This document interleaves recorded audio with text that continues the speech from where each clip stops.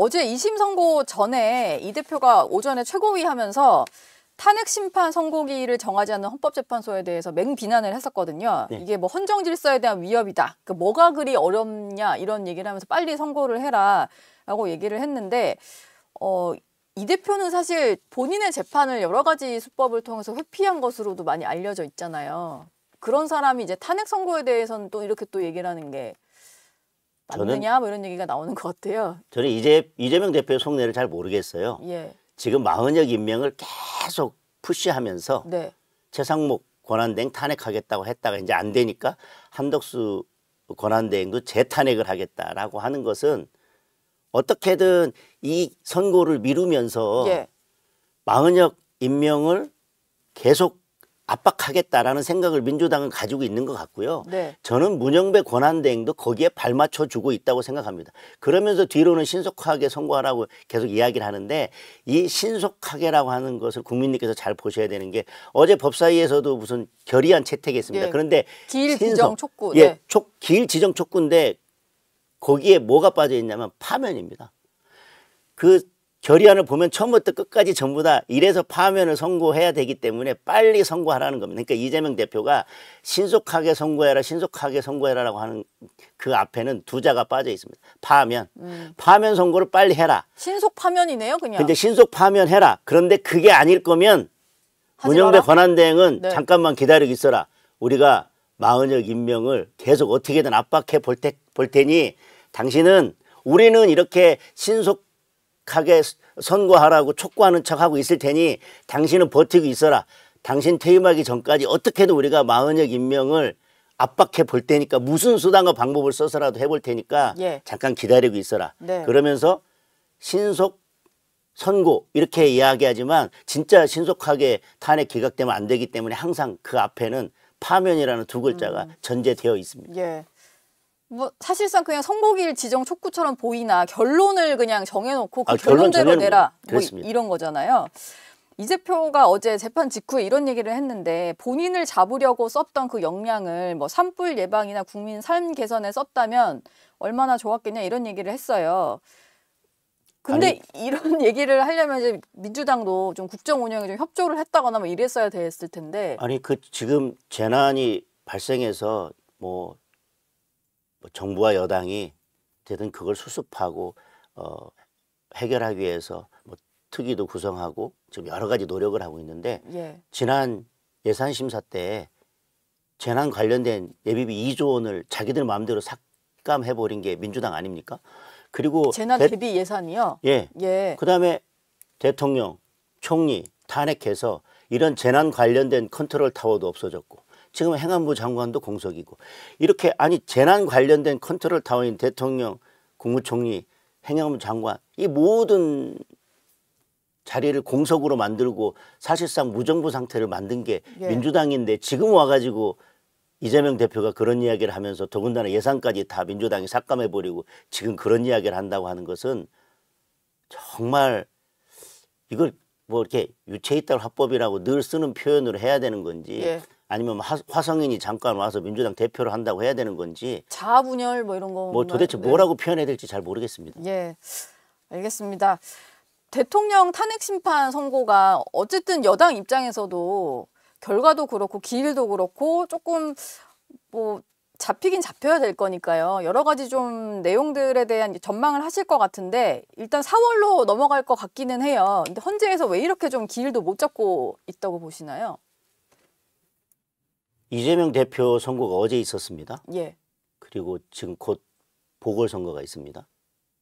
우리가 정치적인 영향을 고려한다면 탄핵이 인용될 것 같으면 지난주에 아니면 이재명 대표 선거 전에 빨리 탄핵 인용을 선고하는 게 훨씬 더 정치적으로는 민주당에게나 예. 이재명 대표에게나 그리고 이재명 대표의 절친인 문영배 권한대행에게나 네. 훨씬 더 유리한 정치적 상황이라고 판단했을 것입니다. 네. 돌이켜보면 이 처음에 시작할 때는 2월 말에 거의 끝날 것처럼 네. 뭐 거의 뭐 우리 쉬운 말로 미친 듯이 달려오지 않았습니까? 거의 뭐 일주일에 2번씩 하면서 2번씩 하고 네. 뭐 일괄 지정하고 초시계 들고 입틀막 하고 예. 대통령이 아니 오전에 그 내란죄 재판도 있고 그다음에 구속 취소 신문도 있으니까 기일 좀 변경해 주세요 그랬더니 꼴랑 1시간 뒤로 미루고 반드시 이날 안 나오면 안 됩니다. 예. 이렇게까지 했던 헌재가 네. 지금은 뭐 어디서 뭐 하는지 잘 모르겠습니다. 그 이야기는 문영배 권한대행은 어떻게든 빨리 해가지고 이걸 탄핵 인용으로 끝내려고 했겠지만 중간에 뭔 일이 터졌습니까? 이 탄핵 인용 결국은 민주당이 탄핵 사유로 90% 탄핵 사유 중에 90%를 차지했던 게 내란죄입니다. 예. 내란몰이를 했죠. 네. 그 내란몰이의 근거가 됐던 게 홍장원의 메모와 진술. 그런데 홍장원의 메모는 우리가 봤지만 그건 정말 뭐 지렁이가 꿈틀대는 거니까 네. 메모라고 볼 수도 없고. 네. 진술도 본인이 인정했지 않습니까? 하나도 안 맞기 때문에 내가 그때 그 당시 입원 치료받고 약물을 먹고 있어서 내가 사실 뭐 허위 진술이라는 걸 다 인정했습니다. 예. 그러니까 이게 뭔가 갑자기 정치인 체포명단 국회의원 끌어내라 이 내란죄 이 틀이 다 깨져버렸습니다. 예. 민주당이 내란죄라고 했던 것은 헌법기관이 국회의 기능을 없애려고 했다라고 네. 하는 건데 그것도 아무것도 아니지. 그런데 홍장원의 메모가 사실 결정적이었는데 그게 다 날아갔지 않습니까? 예. 그리고 봤더니 뭐 국회의원들이 뭐 담장 넘고 뭐 이러는데 주변에 아무도 없고 왜 담장을 넘었는지도 모르고 또 어떤 의원은 담장 한 번 넘었다가 사진이 안 나오니까 다시 밖으로 나와서 2번 넘으면서 잘 나온 사진 올리고. 아, 그런 의원이 있어요? 그럼요. 네. 뭐 제가 누구라고 말씀드리지 않겠습니다. 예. 뭐 언론이 직접 목격한 거기 때문에. 네, 그러고 네. 나서 뭐 아무 일 없이 해제 의결돼서 해제됐지 않습니까? 그러다가 이제 구속 취소가 됐습니다. 구속 취소가 되니까 구속 취소에서 뭘 하겠냐면 공수처는 수사권이 없다. 문제가 된다. 예. 그러니까 헌재로서는 이제 머리가 복잡해졌습니다. 본인들이 인용하려고 할 때는 법리고 뭐고 다 떠나서 아마 그렇게 하려고 했을 겁니다. 네. 대통령께서 구속돼 계신데 우리가 뭐 탄핵을 기각하면 뭐하냐. 직무복귀 그나저나 못 하시는데. 못하는데, 그런데 네. 이제 이게 지금 직무복귀할 수 있는 상태가 되셨지 않습니까? 석방도. 네. 그리고 두 번째 공수처가 수사권이 없으면 그러면 나중에 내란죄가 공소 기각이 되거나 무죄가 되면 우리는 탄핵을 인용했는데 아니 90%가 내란죄가 탄핵 사유였는데 그게 공소 기각되거나 무죄가 돼? 예. 이런 부담이 있고 그다음에 절차 무시하고 쭉 달려왔는데 절차 무시한 거에 더해서 우리가 구속한 건 아니지만 이게 구속에 문제가 있으면 사실상 대통령은 탄핵 심판 처음부터 끝까지 불법 구금된 상태에서 재판을 받았는데 그나마도 우리는 입틀막 하고 기일 변경도 안 해주고 뭐 그냥 우리 하고 싶은 대로 절차 위반해 가면서 대한민국 헌법의 대가라고는 허영 교수님마저도 이건 뭐 재판도 아니다라고 예. 말씀하실 정도로 절차적 흠결이 있는 이런 재판을 해놓고 지금 어떻게 인용 결정을 낼 수 있겠습니까? 인용 결정을 못 낼 거니까 어떻게든 한 명이라도 더 확보해서 예. 마흔역을 투입해서 구원투수로 넣어서 어떻게 해보려고 하는데 그건 지금 한덕수 권한대행에 대한 탄핵 심판 할 때 이미 결정 난 거지 않습니까? 예. 그건 탄핵 사유가 아니다. 네. 그러니 지금 민주당은 최상목 권한대행을 탄핵할 수도 없고 한덕수 권한대행을 재탄핵한다 해도 결국은 이제 한덕수 권한대행, 최상목 권한대행 임명을 하지 않았던 두 사람을 탄핵하고 그다음 계속 누군가는 탄핵, 예. 임명할 때까지 탄핵하고 싶겠죠. 뭐 그런 분들이 지금 뭐 이재명 대표 뭐 그 힘을 어디에 써라 뭐 그런 이야기 하실 처지는 아니라고 생각합니다. 그래서 지금 예. 상황이 여의치 않기 때문에 선고하지 못하고 있고 네. 속내는 어떻게 마흔역 임명을 통해서 어떻게 뭐라도 다시 좀 어떻게든 상황을 인용이 좀 가능한 상황으로 만들고자. 상황을 반전시켜 보려고 하는 상황이 아닌가 그렇게 생각합니다. 예. 마지막 질문 하나만 드리고 마무리할 텐데요.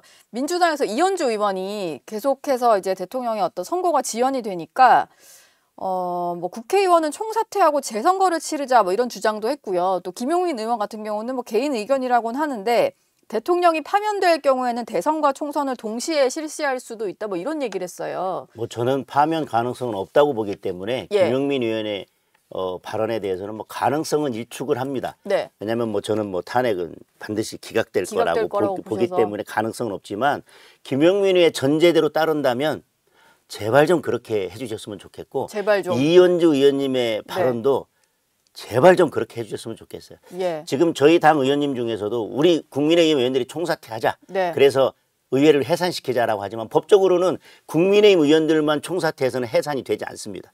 그분들의 근거는 뭐 국회 해산의 논거로 삼는 거는 헌법에 예. 국회의원은 200명 이상으로 한다라고 돼 있으니까 200명 밑으로 내려가면 국회가 해산되는 거 아니냐 그렇지만 네. 저희는 국회 해산 제도를 두고 있지 않고 그다음에 200명이라고 하는 국회의원의 정수만을 말하는 것이고 저희가 108명이지만 108명이 사퇴하는 순간 저희 20명 가까운 비례대표는 곧바로 승계를 해버리기 때문에 네. 국회의원은 다시 또 200명이 넘어갑니다. 그러니까 현실적으로는 예.